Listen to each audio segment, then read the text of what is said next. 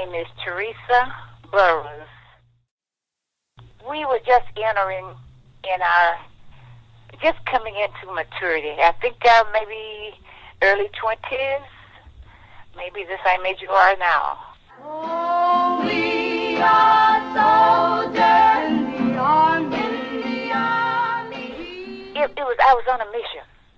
You know, it was a mission. It was a do or die mission. Every morning that I left home, we didn't know if we would come back or not, or be brought back. We didn't know, but we went anyway. That was the type of resolve that we had, because we was just not going to take it anymore.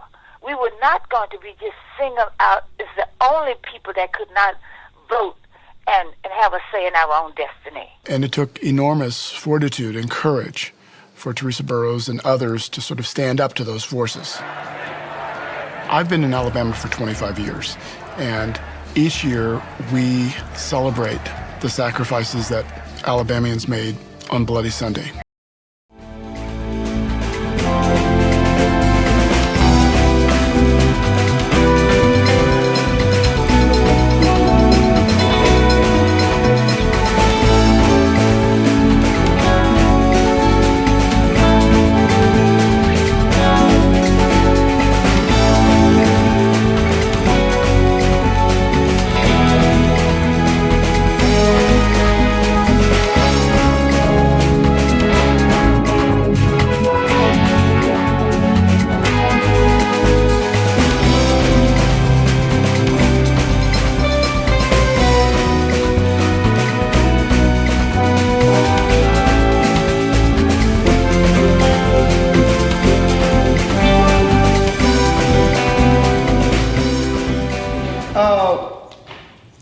I am just pleased to be here, and when Tony called me about this project, you know, a light bulb just went off.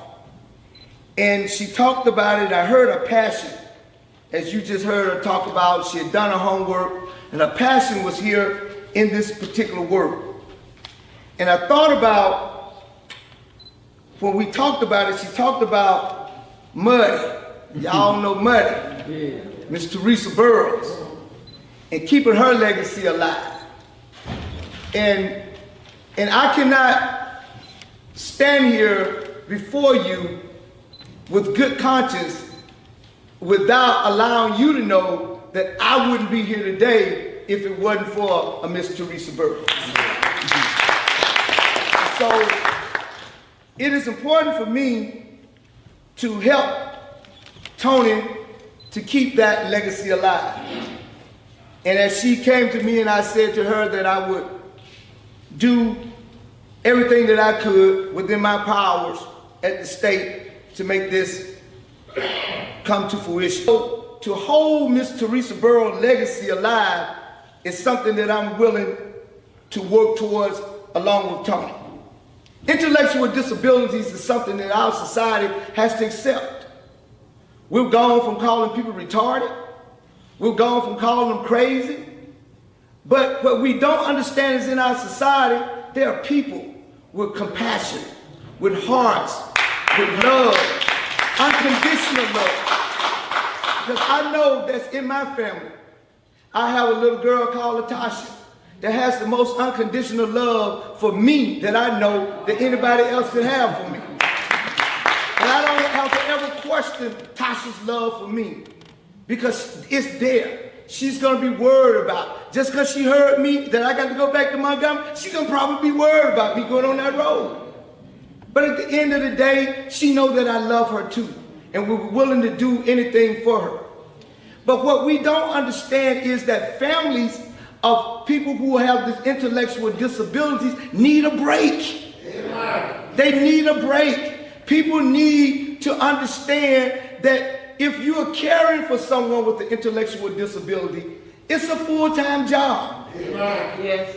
And that when children are younger than their parents, sometimes the parents often demise before the child. And the society in our community is left with, what do we do with that child? If no other family member wants to come and take that child in, that child goes back to the state or somewhere else. And most of us say, well, I wonder what happened to her, and nobody cares. But what Tony is bringing to us is the village. We always talk about it takes the village to raise a child. She's bringing us the village. And we all in this room should be willing to help her build this facility. Because this facility is only a value add to our community. It doesn't take anything away from us. It's going to give us a place to know that our babies are safe. Yes. That they will be cared for. And that they will be loved. And they will be looked after even after we demise and we're gone.